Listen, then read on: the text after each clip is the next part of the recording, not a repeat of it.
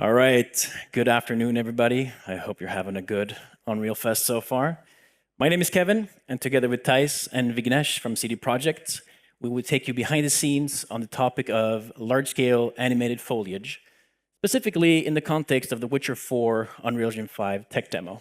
This is the demo we showcased at Unreal Fest Orlando just a few months ago. So the story arc of today's session is us telling you about the difficulties of rendering foliage, to early experiments, leading into solutions, and finally talk about how this collaboration and demo culminates in engine features for you guys to try out in 5.7. So before we kick things off, here's a brief snippet from the demo, just to set the tone. It is running on a base PS5 at 60 FPS with all the bells and whistles that UE5 has to offer. So a bit of a spoiler for those who haven't seen it. This is kind of the middle section of the demo where we go on rails and we just kind of fly through, look at all the awesome foliage and vegetation tech that we built. And in case you haven't seen it, it's online. You can see it in its full glory. And as we move up here, we're going to catch up with our protagonist and continue the demo, but we're going to skip that part for now. So I'm going to hand it over to Thijs to start us off with the challenges of rendering large-scale animated forests. And I'll be back at the end to tell you more about 5.7 stuff. All right, take it away, Thijs. All right. So from the very start, we set ourselves two goals. First of all, we wanted the player to feel like they're in a huge forest, but we also wanted the forest to feel alive. So basically, it responds naturally to forces from the environment, especially wind. And we wanted this to work not just on a small scale, but really push it as far as we can. But first, we had to start with, basically from nothing, because there was no nanite foliage at that time. So why is foliage hard? Well, foliage has always been a challenge in video games. The state-of-the-art solution hasn't changed much in a very long time. There were some improvements made for sure, but fundamentally we were making trees and foliage the same way. We're using cards, we're using alpha testing, and many of the advantages that Nanite gave, they didn't apply to foliage. So first we tried cards. We started with the kind of known solution. On the screen you can see the same tree made with cards and made with geometry. Kind of the reference mesh. So the cards approach, I would not recommend it in any case. It's still around 3 to 4 times slower than trying to mesh it out and let Nanite handle the geometry. But if you do use cards, we found that it's, try to make the geometry match the cards as closely as possible. So don't have big planes, try to cut it out if you can. But generally, we recommend staying away from alpha testing. So why is alpha testing slow? Well, especially in the software rasterizer, the main reason is the barycentrics. So Nanite, it handles all the geometry in one fixed function pipeline, but with alpha testing, this is no longer possible. The reason it's slow is that in the inner loop of the software rasterizer, we need to calculate the barycentrics to get the UVs and then sample the alpha mask. You can see this Nanite rasterization common file for the logic. But because it's in the inner loop of the software rasterizer, well, there's a heavy performance penalty to pay that is not easy to get around. So we tried the other approach. We tried geometry. This had some advantages. We didn't use alpha. It was faster to render because it didn't have this problem with the barycentrics. It also looked better because we didn't have to kind of fake the normals, which vegetation artists have gotten very good at over the years. But this kind of gave us good surface scattering and all that out of the box. But there was another problem, mainly the disk size and the RAM.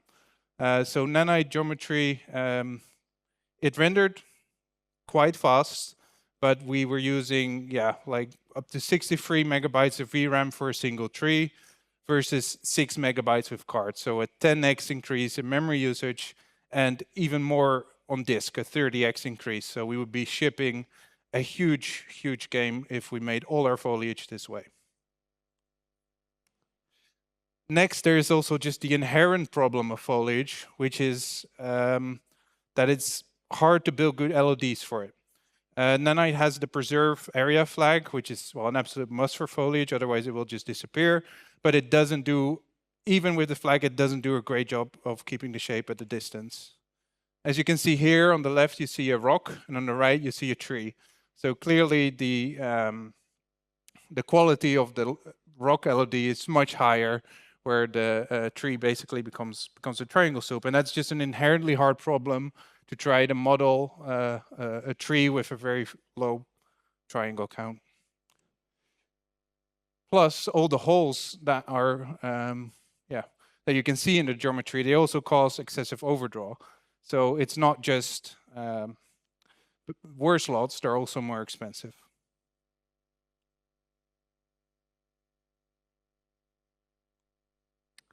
And then we have animation. So we started out, again, with kind of industry best practice, which was vertex shader-based wind. There was, plenty of out-of-the-box solutions available.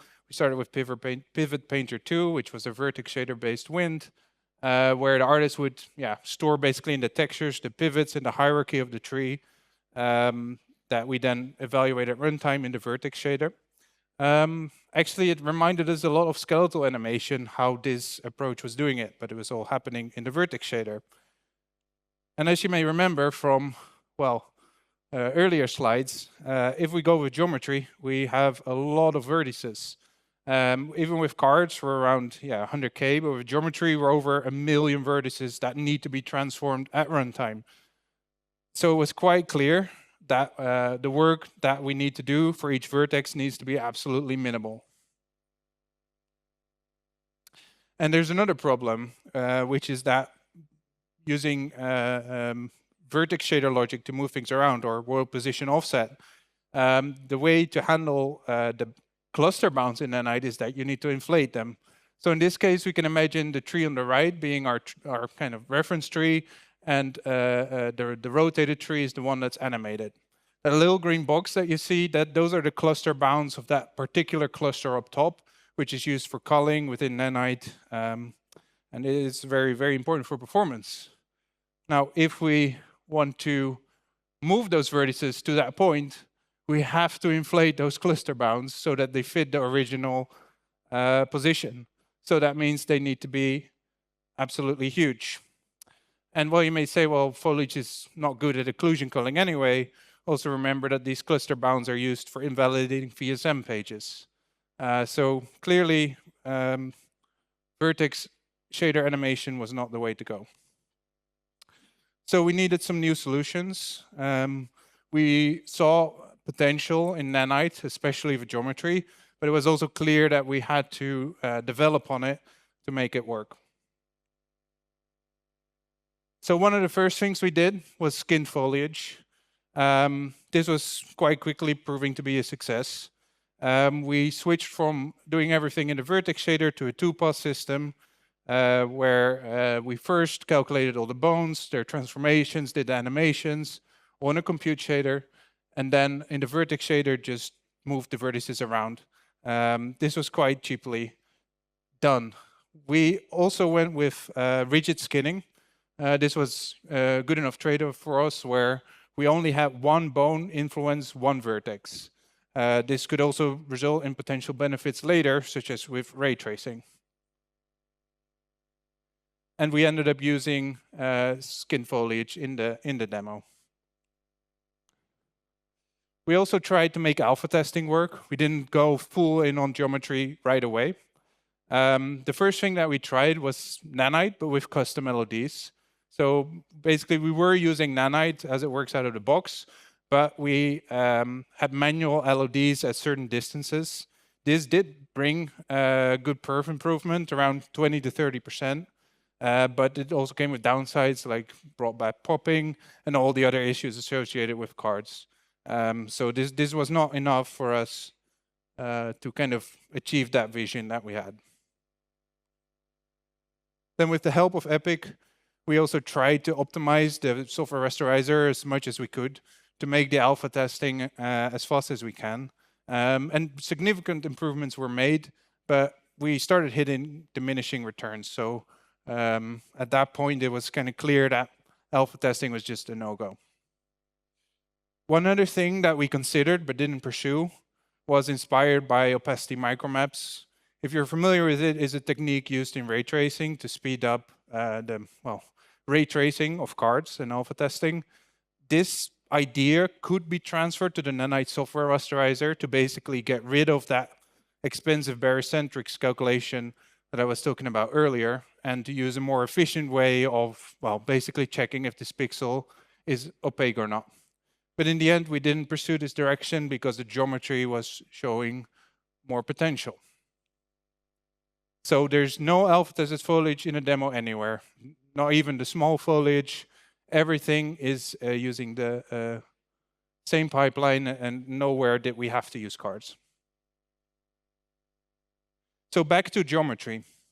So fully modeling a tree was not really feasible due to memory costs.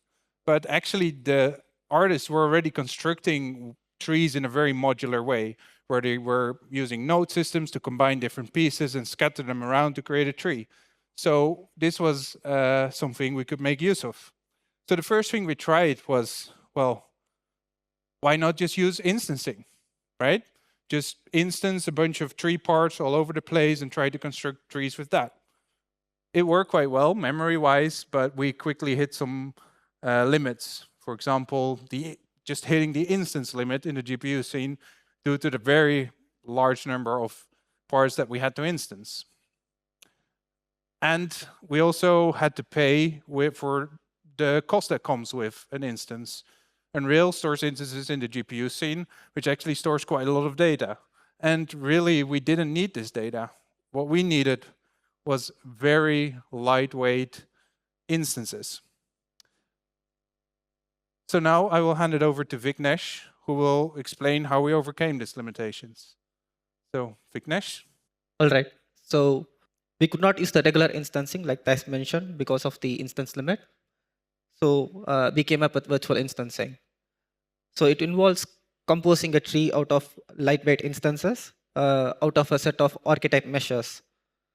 These lightweight copies, they do not count towards the instance limit, so are free. What we see here is the set of archetype meshes that I mentioned before. We compose this tree entirely out of this set of meshes. These do not count towards the instance limit, and they are quite lightweight. And this is the structure we use to store those lightweight instances. We just have an opaque pointer towards the archetype mesh, a pointer towards a transform, and the bone it belongs to in the skeleton.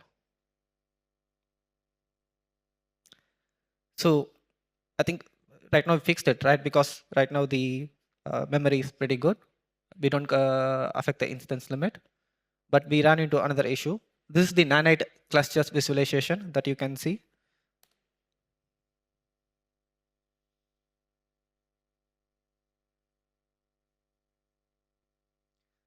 So what you see right now is the clusters stopping to simplify. They have reached the closest MIP right now in the MIP tail. So those clusters which are gray, they cannot simplify anymore, and they do it pretty quickly. This is because each of this virtual instance is a separate entity. These virtual instances do not have any kind of geometry connections with each other. So they do not combine together to form a simplified continuous geometry, basically. And one of the side effects of this was the explosion in the number of virtual instances. That's the first thing. The second thing was the explosion in the triangle count. In especially larger scenes, we have very small, like 128 triangle clusters all over the place. And this was causing performance issues. So this is the Nanite instances visualization. What we tried next was basically creating levels of detail for these trees and swapping them in based on the distance from the camera to avoid this explosion of triangles. So these are what we call the LODs for the virtual instances, basically.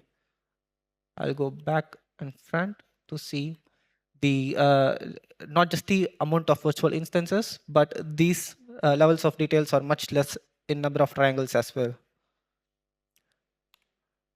Let's look at some numbers.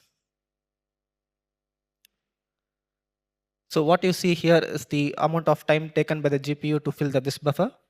And on the y-axis, we see the distance from the camera from the near to the far.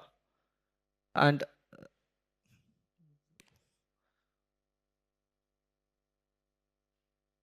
as you can see here, near, there is not much difference between these three cases. The first case is a tree without any kind of LODs. The second is the tree with the LODs. And the third is our reference mesh, which is the fully modeled tree. In the nearby case, there is not much differences between these because things are still simplifying.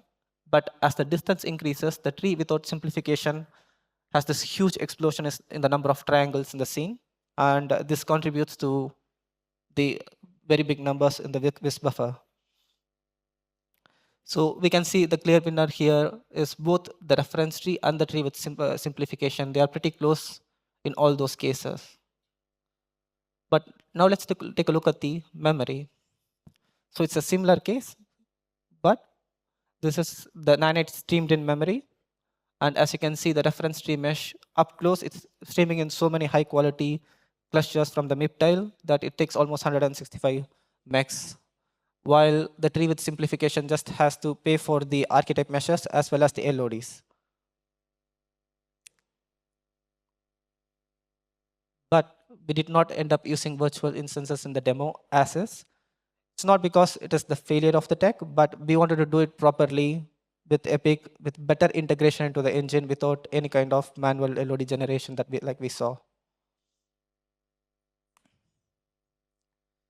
So the second thing, Thais previously mentioned about distance representation, where we have poor shape preservation with triangles, even with preserve area turned on, as well as inefficiency due to holes in the aggregate geometry. That is poor occlusion culling, and generally trying to make model out LODs for aggregate geometry is quite difficult.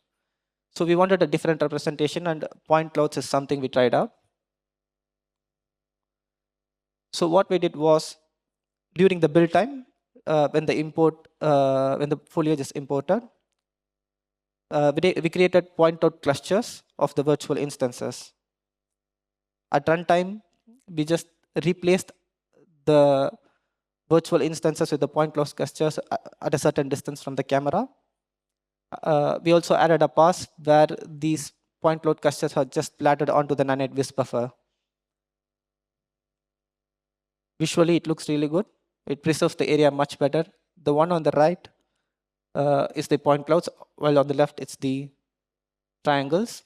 As you can see, the area preservation is much better. But we did not end up using this in the demo due to performance reasons. This is because of the nature of how we write, how we do atomic writes to the wisp buffer.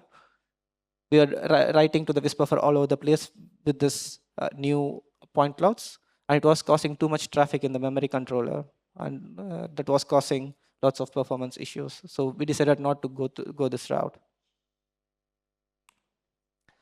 So what we ended up doing with the tech demo, we did 3 things. The first is voxels. That is for the better distance LOD in terms of efficiency as well as shape preservation. The second is assemblies for the reduced disk size, as well as at the same time having the ability to have high fidelity assets. And the third is fast and efficient skinning.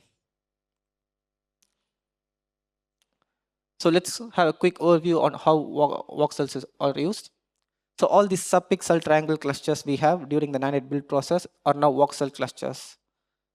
There is a simplification error for each cluster, and if it falls below a certain threshold, then we, instead of having them as triangles, we make them into voxels. This happens during the Nanite builder process. These voxels are stored in 4x4 bricks, and it's represented by a 64-bit field, basically. And these bricks are traced at runtime during the Nanite rasterization pass. depending on if a cluster is a triangle or a voxel.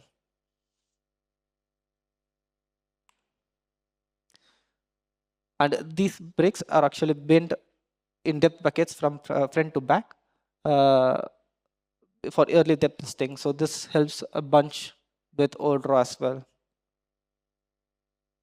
And the video you see right here, it's been exaggerated to show the voxels. So in practice, you won't see the voxels because they're usually sub-pixel. Next is assemblies. So what you see here, each of the separate colored entity is an assembly part. Just to show you again. Yep. So the image at the bottom would seem familiar because the input we give to assemblies is the same as the input we gave to virtual instances. We didn't have to change anything. We just had to re-import with the new assembly builder. So each tree is composed of this instance assembly parts. These are called what we call assembly parts. And you can see on the right, the number of instances of each assembly part that's been used in that tree.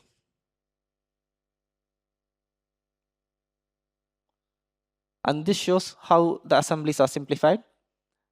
Each of the colored part eventually combine together to form a simple continuous geometry. And this is the advantage of assemblies over what we had with virtual instances where we had to generate our own LODs. Here it's already taken care by the Nanite builder in the offline build process. And now the primitive scene data has a range of assembly transforms. And during runtime, the cluster has assembly transform index. And it just picks this assembly transform, loads this assembly transform, and flattens it so that we know the final world space transform of the assembly. And now it's a quick comparison between the alpha cards, the fully modeled geometry, and the assemblies and voxels. The assemblies have the performance characteristic of the fully modeled tree while maintaining a fraction of the memory footprint. And voxels makes it much faster than the fully modeled geometry by helping with the load inefficiencies at a distance, as well as like having a better shape preservation. Keep in mind that assemblies and voxels, they don't need to be used together. There could be a non-assembly tree that can be voxelized. It just doesn't need to be a tree. It can be any kind of mesh, especially like aggregate geometry. It's really helpful. At the same time, the other ways around is true, where a tree can be made out of assemblies, but it doesn't need to necessarily have voxels enabled. Next is skinning. How did we skin these assemblies? So all the assembly parts, they are transformed rigidly. All the clusters within the assembly parts are transformed rigidly. So they're pretty watertight. There is no cracks between them. Each of the assembly part can be influenced by up to 8 bones. But in the case of foliage, our assembly parts is usually associated with one branch. So in our case, we just use the single bone influence, basically. We did see in the one of the previous slides that assembly parts simplify to form a continuous geometry. And this is in the process of, during that process. This simplified geometry that's represented in blue, that undergoes per vertex skinning instead of rigid transformation. The bone influences of these vertices, they just pick it up from the assembly part they originally belong to, basically. So in code, it's pretty straightforward. At each primitive on being added to the world, it receives a skinning header. And we just get the transform buffer offset and load the bone transforms and move the clusters, basically. And what you're seeing right here is one of the optimizations we did to help with skinning lots of foliage in the world. There is this default min animation screen size, which is used to stop animating skin meshes in the world which fall below the certain threshold of screen size. And this helped a lot in our case. And this is the same CVAR in motion.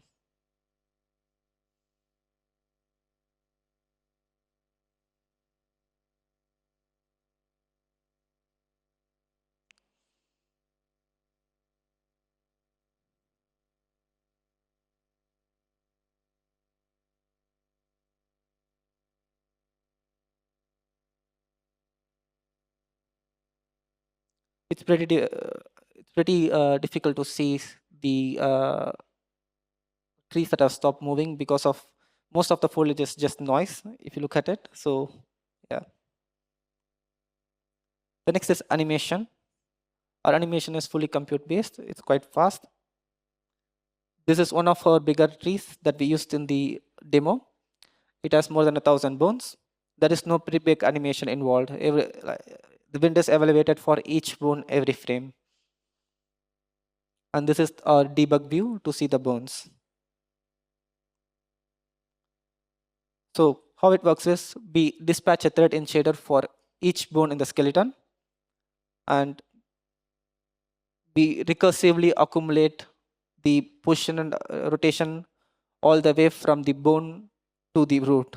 And this happens for all the bones. So for example, the bone B just needs to accumulate just its position accumulation, orientation, while bones at the leaf nodes, they have to go all the way. And we do this every frame basically. And in code, it looks something like this, where the skeleton data has the current bone index and the parent bone index. And we do the accumulation in a recursive manner where we start from the current bone and go all the way up to the root bone. And this is pretty fast. It just takes around 300 microseconds on the critical path. But with async compute enabled, we basically hit it. It's less than 20 microseconds. The next is animation instancing. So you would have noticed that like with around 500,000 plus foliage animated, 300 microseconds is quite small. That's because we don't run the wind evaluation for all the 500,000 foliage. So this is one of the shots from the demo, and I would like to show the debug view of the bones.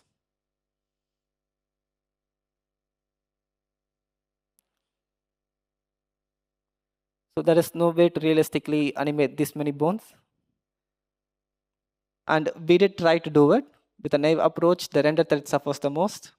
The skinning scope takes almost 20 milliseconds on PS5, more than 20 milliseconds on PS5. So we introduced animation instancing.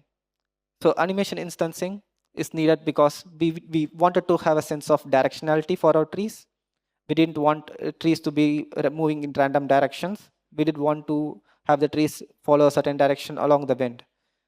So we evaluate 8 variants of the animation for each unique skeleton, not each unique primitive, unique skeleton in the world, and select an appropriate template based on the direction of the skeleton. So let's say I have a primitive in the world that's facing 160 degrees in the z-axis. Then we'll probably select the skeleton that's been simulated for the Octane 4. It was a good approximation. It didn't look bad, and we were happy with the results. And this shows like a high-level overview of what's happening. We have the unique foliage skeletons, and the wind shader is run per unique skeleton, and it generates 8 templates. And these templates is used on the instances in the world based on their orientation. When a primitive is added to the world, an animation template is assigned to it based on the direction it's facing. The template just corresponds to an offset into the skinning buffer. So it's a matter of just like sampling the proper bones. So using this, the number of unique items that we processed in the skinning scene went down from almost 500,000 to just 150, which is the number of unique unique skeletons in the world. Just around a 200% improvement in the render thread. And that is how we also got the very low amount of time on the GPU, because we just simulate 150 into like 8 variants, and that amounts to almost like 100,000 bones per frame. So, and we hit it with async compute, so it's almost free. So next up, Kevin will be coming up to show some numbers because we love numbers. Thank you. All right, so with all these juicy details and beautiful content, what did we actually end up paying for all of this? So in this Vista shot here, we have about 20,000 trees post-cull. I mean, the source triangle count coming into Nanite here is in the billions. That doesn't really matter with Nanite. Across the whole valley, we have scattered over 500,000 trees and 1.7 million shrubs and 7 million grasses, and that's across these 26 square kilometers. We have about 28 species of vegetation in a couple of different biomes. So the tree assets, they kind of range from below 1 million to above 10 million triangles and up to several hundred bones per tree. That kind of varies with, you know, the state of the tree. If it's a dead tree, obviously you don't need that many leaves on it, or maybe it doesn't even move at that point. We also had a very big tree which had 40 million triangles, which was kind of the hero tree where we showed off some of the debug view modes on. And here I put some of the numbers from the actual foliage section that we saw earlier. So in this particular shot, we have about 100,000 bones. I think it was 135,000 that updates in 0.1 milliseconds on the GPU. So that's very fast and scalable, what Vignesh outlined. I put here the Nanite timings roughly on average for this, what is this, like 10,000 frames? This is kind of the whole forest section. We had a budget of around 4 milliseconds for the Nanite passes. That doesn't exclude, that excludes the shadow passes that had its own kind of budget. So what's interesting here is that the big arrow I put here points to the actual frame of this shot. And I put the numbers for that particular frame in the image there. And it's actually a little cheaper than the average of the whole thing. You can also see the kind of the dip in the graph. And it's because, you know, you'd think that because you're seeing so many trees and everything is in frame at once, it would be more expensive. But Nanite and VSM actually scales fairly well with the distance. And that's also thanks to the voxel tech. All right. So that's what we did for the demo. And let's go through what's coming in the engine for you guys to play with. So starting in 5.7, we've got some experimental things for you. And that's mainly to give us some more time to polish things and you know, take some feedback for future releases as well. So there's a kind of a long list here with 5.7. We've got a brand new Wind plugin. We got support for Nanite assemblies through our USD importer paths and some in-editor tools if you want to stay in editor. We've got some example tree assets from Quixel on Fab that are using best practices, easy for you to use. And finally, we have a brand new tree authoring tool directly inside of Unreal Engine. So for the Dynamic Wind plugin, you can easily enable it and start playing with it right away. And the idea is that you should be able to get your Nanite Foliage up and running with wind easily. So it supports procedural wind just like what we showed in the actual demo here. And you can configure your wind easily and it will affect instant skin mesh assemblies and support the whole wind direction batching and physical parameters like Vignesh mentioned. So in our USD importer in the engine, we have now support for Nanite assemblies. So through exposing some USD schemas to use in DCC tools to mark up your scenes, you can actually build your own Nanite assembly structures and import them straight into the engine.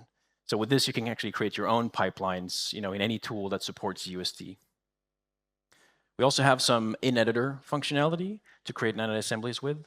So in this new plugin called Nanite Assembly Editor Utils, you'll find things such as right-click actions to create Nanite assemblies from a selection in your viewport, and a blueprint API for manually building your own Nanite assemblies and saving them out to disk as a mesh. That's kind of the bottom one here. We also added support for Nanite assemblies right in the procedural content generation tools. You might be familiar with those. We've got an example here in the middle. So that can also kind of spit out your Nanite assemblies as a mesh, which is actually quite powerful. Because I mean, the Nanite assemblies goes beyond foliage. You can actually kind of instance. It's a micro instancing solution, right? So you can use that to kind of build up any kind of mesh if you want to.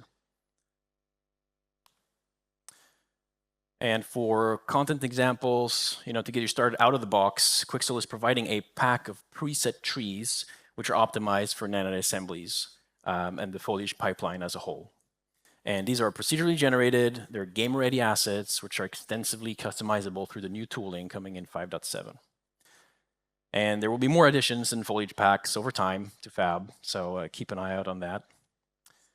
All right, so note that it will come on Fab in 5.7 when it goes live. For Preview 1, if you're downloading that, these things will be in the plugin itself, in case you're looking for that. And the tool I'm mentioning is the new procedural vegetation editor. It's kind of built on Quixel's extensive experience with procedural foliage growing algorithms.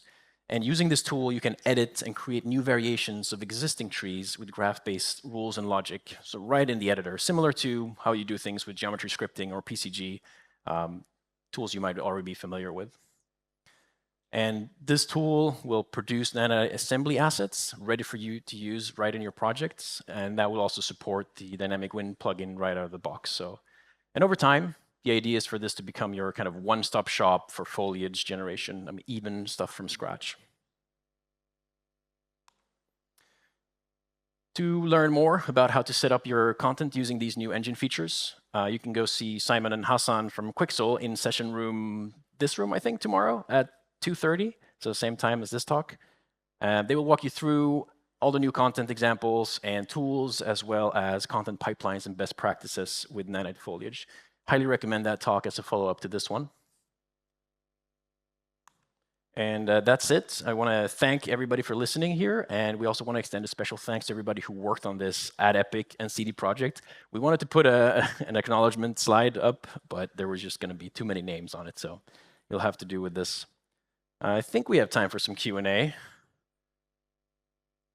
Yeah, let's do that. Thank you.